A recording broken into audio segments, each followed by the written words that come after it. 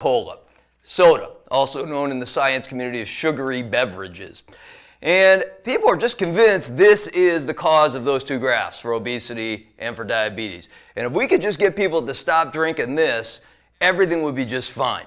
And they've even gone so far to develop quite a sizable campaign to talk about it and get people to make changes in their life. And the way they feel it's most appropriate to do that is trying to get the government involved.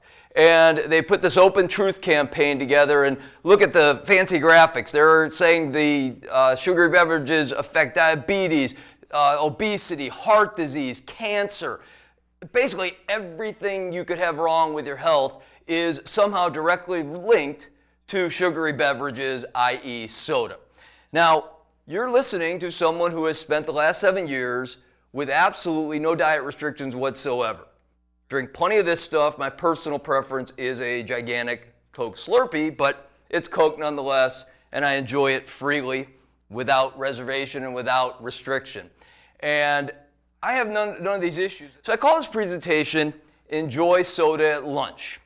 And that one might stop you in your tracks right there, because we're talking about enjoying soda, not restricting it, enjoying it. And we're talking about eating it or drinking it at lunch.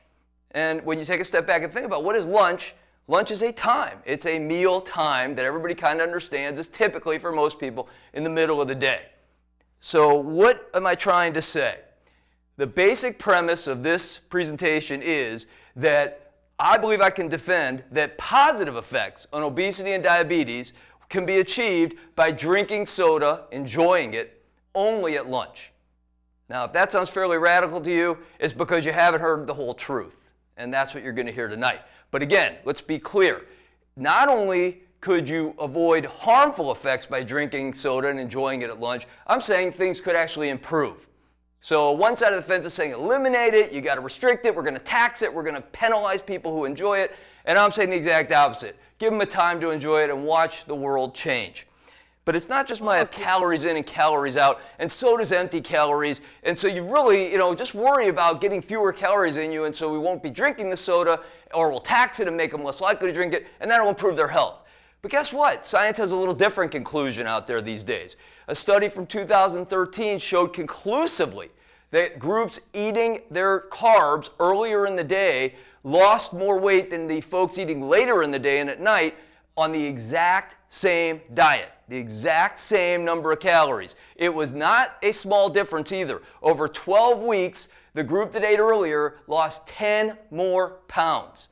I'd say that's fairly dramatic for those of us who are kind of interested in managing our weight. And certainly, they didn't say, well, we're going to make sure everybody excludes the high-fat diet, but you time it, they lose weight.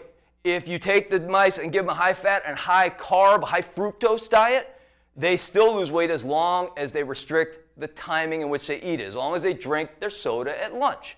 And the final one is, again, just another example of the various timing efforts they tried, and it showed in every case, they gave them some flexibility on weekends. That's what the last one shows, and they still were able to get the metabolic benefits of timing.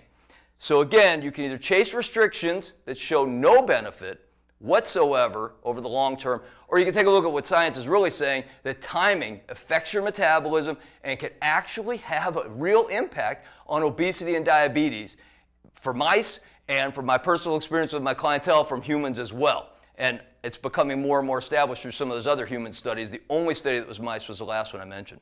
So that's point one. Metabolic timing is a far better solution than any soda tax or restriction of soda. That is the studies that all the experts have already done and the conclusions they drew. Number one, obesity research confirms long-term weight loss is almost impossible. I don't see any mention in there, if we get rid of soda, that'll solve it.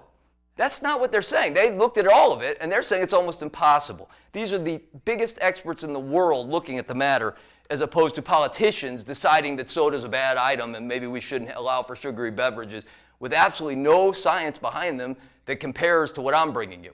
So if you want to take a look, the next point about this, which I think is even more powerful, is this has already been tried. In the corporate culture, in corporate wellness plans, most people have been told that they'll either get incentives for weight loss or penalties. They've tried every plan imaginable.